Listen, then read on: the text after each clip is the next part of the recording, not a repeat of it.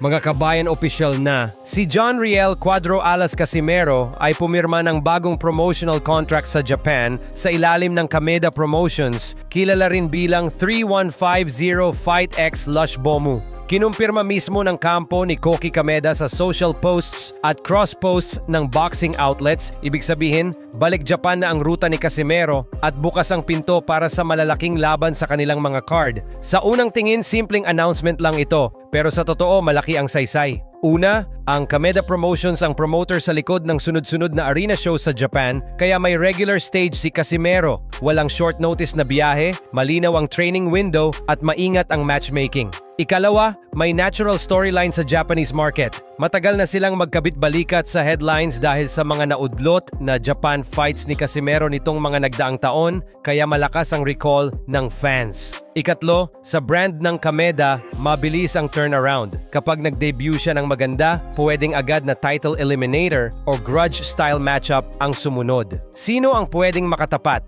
Usap-usapan sa X at fan forums ang pangalan ni Luis Neri dahil big fight magnet ito sa timbang na malapit kay Casimero at kaya itong i-stage ng Kameda sa co-promotion setup. May malakas ding buzz tungkol sa All Japan Angle, isang Welcome to Japan dance partner na hawak o karelasyon ng Kameda Group para i-launch ang bagong yugto ni Cuadro Alas bago sumampa sa mas malaki. Tandaan, ang social feed mismo ng Japanese side ang nag-tease na, nakapirma, nakalock-in at para bang may nakapilang petsa. Sa kabilang dako naman, gusto raw ni Rolando "Rolly" Romero na makaharap si Manny Pacquiao sa susunod. Sa panayam ng boxing scene nitong nakaraang linggo, diretsong sinabi ni Rolly na target niya ang alamat. "A Hall of Famer on my resume. Who wouldn't want that?" Paliwanag pa niya, perfect daw ito para sa legacy at pay-per-view buzz. Ano ang sagot ni Manny? Sa ES News clip na lumabas nitong linggo, malamig pero matapang ang tugon. "He wants a Hall of Famer on his resume? Let's see if he can beat me."